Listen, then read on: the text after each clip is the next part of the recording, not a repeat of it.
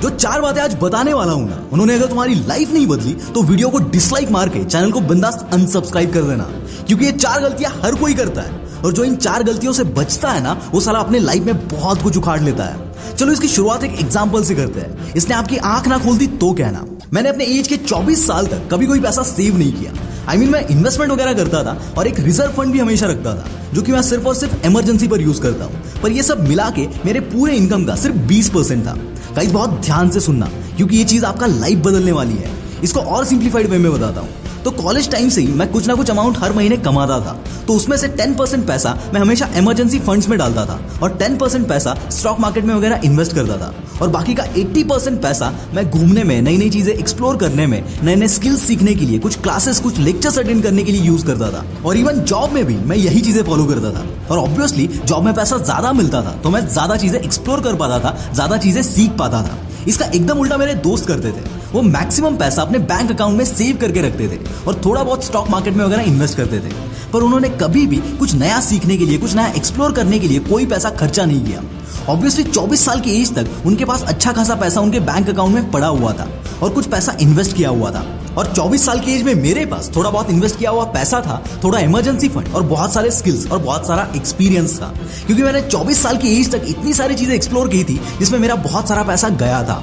पर अब मुझे पता था कि मुझे क्या करना है और कैसे करना है। इसकी वजह से केवल 2 साल के अंदर ही मेरा मंथली इनकम इन लोगों के आज तक के टोटल सेविंग से भी ज्यादा हो गया था।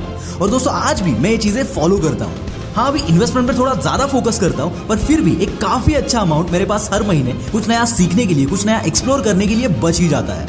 दोस्तों मेरे इस एग्जाम्पल से मैं आपको बस इतना बताना चाहता हूँ कि पैसा सेव करने पर ज्यादा फोकस मत रखो, पैसों को अपने आप पर इन्वेस्ट करो, खुद को ग्रूम करने पर इन्वेस्ट करो, क्योंकि अगर आप अपने अंदर वो काबिलियत डेवलप करते हो तो पैसा इतना आएगा कि आप इमेजिन भी नहीं कर पाओगे। याद रखना, बैंक अकाउंट में पैसा सेव करके आज तक कोई भी करोड़पति या अरबपति नहीं बना है। So our first point is, at early 20s don't save money, just invest it in yourself. Number 2, दोस्तों क्या आपके बीच में भी कोई ऐसा नमूना था जो इंटरनल्स में थोड़े ज्यादा मार्क्स मिले इसके लिए टीचर्स के आगे पीछे करता था? आई एम श्योर 100% कोई ना कोई तो जरूर होगा, पर आपको ऐसा नमूना बिल्कुल भी नहीं बनना है, क्योंकि ये दुनिया मार्क्स पे नहीं, आपकी स्किल्स पे चलती है और आपकी काबिलियत पर ही आपकी वैल्यू होती है। इसलिए मार्क्स गए भाड़ में, खुद को इतना काबिल बनाओ कि साला किसी को तुम्हारे मार्क्स पूछने की जरूरत भी ना पड़े। Number 3, don't settle for less. दोस्तों अगर हम सपने ही बड़े नहीं देखेंगे तो साला कुछ बड़ा क्या ही उखाड़ लेंगे। स्कूल लाइफ, कॉलेज लाइफ में मैंने देखा है कि लोग खुद को बहुत ज्यादा अंडर एस्टिमेट करते हैं कि यार इतनी बड़ी चीज तो मेरे से नहीं होगी, और वो सही भी होते हैं क्योंकि उसको नहीं कर पाते, क्योंकि उनको लगता है कि मैं दूसरों से हटके कुछ नहीं कर पाऊंगा। तो भाई यहाँ खुद की औकात को खुद ही कम मत करो। याद रखना, अर्ली 20s एक ऐसा एज है, एक ऐसा दौर है जहां पर आप जो सोचोगे वो होता है। इतनी ताकत होती है, इतनी एनर्जी होती है। साला जवानी में ही बुढ़े मत हो जाओ, बड़ा सोचो, बड़ा करो और कुछ बड़ा उखाड़ो। Number 4, always be ready for the future surprises.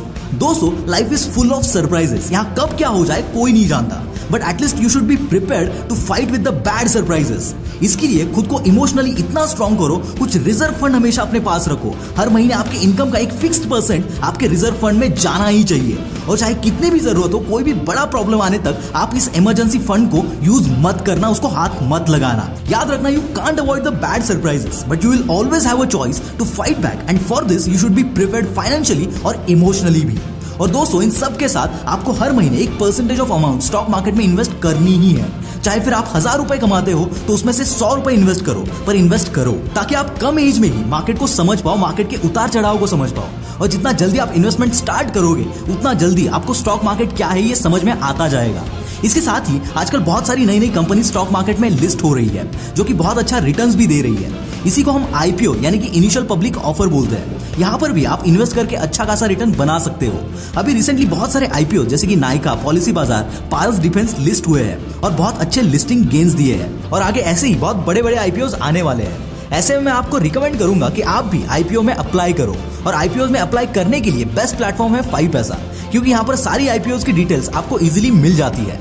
यहाँ पर आपको आईपीओ के बारे में वीडियोस और ब्लॉग्स भी मिल जाते हैं, जिससे आप उस कंपनी के बारे में पूरी डिटेल्स जान सकते हैं। और तो और आप बहुत इजीली इन आईपीओ में इन्वेस्ट कर सकते हो, सिर्फ 2 स्टेप्स में। Number 1, choose and apply for the IPO in the IPO section. Number 2, block your funds through UPI. पर दोस्तों इन सबसे पहले जरूरी है कि आप आपका डीमैट अकाउंट ओपन करें, उसके बाद ही आप किसी आईपीओ में अप्लाई कर पाएंगे। 5पैसा में आईपीओ की डिटेल्स जैसे कि issue price, listing date, lot size बहुत इजीली अवेलेबल है और तो और कंपनी डिटेल्स जैसे कि प्रॉफिट एंड लॉस, प्रमोटर्स की डिटेल्स बहुत इजीली मिल जाती है, जिससे आपको उस आईपीओ में अप्लाई करना है या नहीं इस डिसीजन को करने में हेल्प मिल जाती है। 5पैसा पर आप डीमैट अकाउंट से 5 मिनट में ओपन कर सकते हो, वो भी फ्री में। तो देर किस बात की, लिंक डिस्क्रिप्शन में दिया है, अब भी डाउनलोड करो 5पैसा ऐप, क्योंकि अब निवेश हुआ आसान और लाभदायक।